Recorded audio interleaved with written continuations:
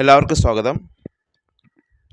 നിതിസാരം 41 ശ്ലോകം മുതൽ 50 വരെയുള്ള ശ്ലോകങ്ങളും അതിൻ്റെ സാമാന്യ അർത്ഥവും. 41 ശ്ലോകം അപൂർവ കോപി കോശോയം വിദ്യതേ തപ ഭാരതി വ്യയതോ വൃദ്ധിമായാതി ക്ഷയമായാതി സഞ്ചയാത്. അതായത് വിദ്യ നൽകുന്നതിൻ്റെ പ്രാധാന്യമാണ് ഇവിടെ സൂചിപ്പിക്കുന്നത്. ഇത് എഴുത്തച്ഛൻ തർജ്ജമ ചെയ്തിട്ടുണ്ട്, അല്ലെങ്കിൽ മറ്റൊരു രൂപത്തിൽ എഴുതിയിട്ടുണ്ട്. അതിങ്ങനെയാണ്: അല്ലയോ വാണീദേവി, അസാധാരണമായ ഒരു ഭണ്ഡാരമത്രേ നിന്തിരുവടിയുടേത്. ചെലവ് ചെയ്യുന്തോറും വർദ്ധിച്ചു വരുന്നതും ആർക്കും കൊടുക്കാതെ പൂഴ്ത്തിവെച്ചാൽ ക്ഷയിച്ചു പോകുന്നതുമാണല്ലോ അതിൻ്റെ സ്വഭാവം. അതായത് വിദ്യ കൈമാറ്റം ചെയ്യുന്നതിൻ്റെ പ്രാധാന്യമാണ് ഈ 41 ശ്ലോകത്തിൽ പറയുന്നത്. ഇനി 42 വളരെ പ്രശസ്തമായ ഒരു ശ്ലോകം: ന ചോരഹാര്യം ന ച രാജ്യഹാര്യം ന ഭാതൃഭാജ്യം ന ച ഭാരകാരി വ്യയേ കൃതേ വർദ്ധത ഏവം നിത്യം വിദ്യാധനം സർവധനാത് പ്രധാനം. ന ചോരഹാര്യം ന ച രാജ്യഹാര്യം ന ഭാതൃഭാജ്യം ന ച ഭാരകാരി വ്യയേ കൃതേ വർദ്ധത ഏവം നിത്യം വിദ്യാധനം സർവധനാത് പ്രധാനം. വളരെ പ്രശസ്തമായ ശ്ലോകമാണ്. വിദ്യയാകുന്ന ധനം കള്ളന്മാർക്ക് അപഹരിക്കാവുന്നതല്ല, രാജാക്കന്മാർക്ക് കണ്ടുകെട്ടാവുന്നതല്ല, സഹോദരന്മാർക്ക് ഭാഗിച്ചെടുക്കാൻ കഴിയുന്നതല്ല, കൊണ്ടു നടക്കാൻ ഭാരവുമില്ല, ചെലവ് ചെയ്യുന്തോറും വർദ്ധിച്ചു വരുന്നതും ആണ്. അതിനാൽ വിദ്യാധനം സർവോത്കൃഷ്ട ധനമായി കീർത്തിക്കപ്പെടുന്നു.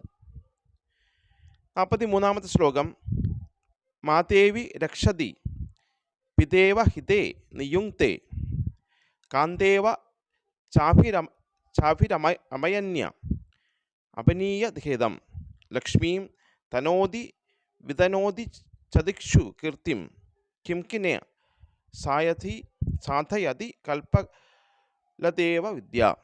എന്നാൽ വിദ്യ അമ്മയെന്ന പോലെ നമ്മൾ വളർത്തി രക്ഷിക്കുന്നു, അച്ഛനെപ്പോലെ തത്കാര്യങ്ങൾ നിയോഗിക്കുന്നു, ഭാര്യയെപ്പോലെ താപം അകറ്റി ആശ്വസിപ്പിക്കുന്നു. കൽപ്പവല്ലിക്ക് സമാനമായ വിദ്യ എന്തുതന്നെ സാധിച്ചു തരുന്നില്ല, അഭീഷ്ടങ്ങളെല്ലാം സാധിച്ചു തരുന്നതെന്ന് സാരം. അതായത് ആദ്യത്തെ 3 ശ്ലോകങ്ങളിൽ വിദ്യയുടെ പ്രാധാന്യം തന്നെയാണ് പറയുന്നത്. 44 ശ്ലോകം സത്യേന ലക്ഷ്യതേ ധർമ്മ വിദ്യോ യോഗേന രക്ഷ്യതേ മൃജയാ രക്ഷ്യതേ രൂപം കുലം വൃത്തേന രക്ഷ്യതേ. അതായത് സത്യത്തെക്കൊണ്ട്, ധർമ്മ അഭ്യാസം കൊണ്ട് വിദ്വ, വൃക്ഷത്തെക്കൊണ്ട്, കുലം മജ്ജനം കൊണ്ട് രൂപം, രക്ഷിക്കവേണം മാനത്തെക്കൊണ്ട് ധാന്യവും. അതായത് ധാന്യം അളന്നു കൊടുക്കുന്ന കാര്യത്തെപ്പറ്റിയാണ് പറയുന്നത്. 45 ശ്ലോകം ലോഹദേ സായകർ വിദ്ധം വനം പരശുനാഹതം വാചാ ദുരുക്തം ബീഭത്സം ന സരോഹതി വാക്ഷതം വാക്ശല്യസ്തു നിർഹന്തും ന ശക്കോ ഹൃദിശയോ ഹിസ. ഈ ശ്ലോകത്തിൻ്റെ അർത്ഥം: അമ്പുകൊണ്ടുള്ള വ്രണം കാലത്താൽ നികന്നിടും, കൊമ്പുകൾ ഖണ്ഡിച്ചാലും പാദമം കിളർത്തിയിടും, കേട്ടുകൂടാത്ത വാക്കായുധം പ്രയോഗിച്ചാൽ കർണങ്ങൾക്ക് അകം പുക്ക് പുണ്ണാലായത് പിന്നെ ശമിക്കയിൽ ഒട്ടുനാൾ ചെന്നാൽ പോലും. അതായത് വാക്കുകൾ ഉപയോഗിക്കുന്നതിൻ്റെ സൂക്ഷ്മതയെ പറ്റിയാണ് ഇതിനകത്ത് സംസാരിക്കുന്നത്. ബാക്കി അമ്പുകൊണ്ടുള്ള വ്രണമായാലും അത് കരിഞ്ഞു പോകും, പക്ഷേ വാക്കുകൾ കൊണ്ടുള്ള മുറിവ് ഒരിക്കലും ഉണങ്ങുകയില്ല എന്ന രീതിയിൽ നീതിസാരം പറയുന്നു. 46 ശ്ലോകം വനസ്പരേത പക്വാനി ഫലാനി പ്രജിനോതിയ സ നപ്തോതി രസം തേഭ്യ ബീജം ചാസ്യ വിനശ്യതി. അതായത് പാദഫലം പഴുക്കും മുമ്പ് ഭുജിച്ചിരിൽ സ്വാദുമില്ലല്ലോ പിന്നെ വിത്തുമുണ്ടായി വരാ, പക്വമായത് ഭുജിച്ചാൽ അതിരസമുണ്ടാം ഫലമുണ്ടായും വരാം. അതായത് പാദഫലം പഴുക്കും മുമ്പേ കഴിക്കാൻ പാടില്ല, അത് പാകമായതിനു ശേഷം കഴിക്കുക എന്ന ഒരു സാമാന്യ അർത്ഥത്തിൽ പറയുന്നു. അതിന് ദാർശനികമായ വേറെ ഒരുപാട് അർത്ഥമുണ്ടായിരിക്കും. 47 ശ്ലോകം ത്യജേദേകം കുലസ്വാർത്ഥേ ഗ്രാമസ്വാർത്ഥേ കുലം ത്യജേത് ഗ്രാമം ജനപദസ്യ അർത്ഥേ സ്വാത്മാർത്ഥേ പൃഥ്വീം ത്യജേത്.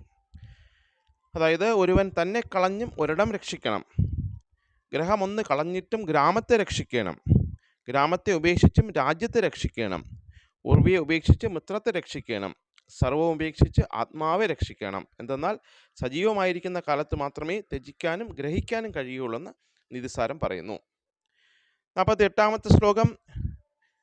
ന വൈരമുദ്ദീപതി ഉദ്ദീപയതി പ്രശാന്തം ന ദർപ്പമാരോഹതി നസ്തേമേതി ന ദുർഗദോഹ സ്മീതി കരോത്യകാര്യം നാം ആര്യശീലം പരമാഹോ രാജ്യം. വളരെ പ്രശസ്തമായ മറ്റൊരു ശ്ലോകമാണിത്.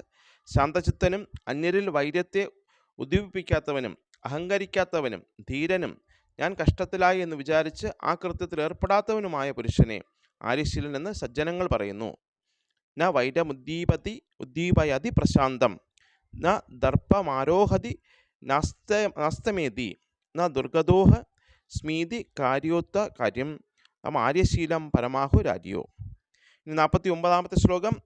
ന സ്വേ സുഖേ വൈ കുരുതേ പ്രഹർഷം നാന്യസ്യ ദുഃഖേ ഭവതി പ്രഹൃഷ്ട തത്വാന പശ്ചാത് കുരുതേ ന താപം സ കഥ്യേന സത്പുരുഷം ആര്യശീലേ.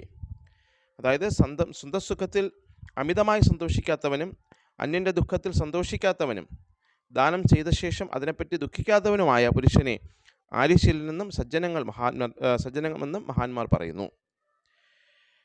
50 ശ്ലോകം. ദിവസേനൈവ തത് കുര്യാ ദേന രാത്രോ സുഖം വസേത് അഷ്ടമാസേന തത് കുര്യാ ദേന വർഷാസുഖം വസേത് പൂർവേ വയസ്സി തത് കുര്യാത് ഏന വൃദ്ധം സുഖം വസേത് യാവജ്ജീവനം തു തത് കുര്യാത് ഏന പ്രത്യസുഖം ഭവേത്. അതായത് വാസരത്തിങ്കൽ പ്രവർത്തിക്കലേ രാത്രോ പിന്നെ വാസം ചെയ്തിലാവൂ സുഖമായെന്ന് നൂനം. 8 മാസം പ്രവർത്തിക്കലേ പുനരതിവൃഷ്ടി മാസങ്ങൾ 4 സുഖമായി കഴിക്കാവൂ. യൗവനത്തിങ്കൽ പ്രവർത്തിച്ചാൽ അർത്ഥമാർജിക്കലേ ചൊവ്വോടെ വാർദ്ധക്യത്തിൽ സുഖമായിരിക്കാനാവൂ. ജീവപര്യന്തം പ്രവർത്തിക്കലേ മരിച്ചാലും ദേവലോകാദികൾ സുഖമായി വസിക്കാവൂ. അതായത് പ്രവൃത്തിയുടെ പ്രാധാന്യം, നമ്മൾ ഈ ഭൂമിയിൽ ചെയ്യുന്ന പ്രവൃത്തിയുടെ പ്രാധാന്യം തന്നെയാണ് ഇതിനകത്ത് പറയുന്നത്. അപ്പോൾ ഇന്ന് നമ്മൾ സംസാരിച്ചത് നിതിസാരം 41 മുതൽ 50 വരെയുള്ള ശ്ലോകങ്ങളും അതിൻ്റെ സാമാന്യാർത്ഥവും.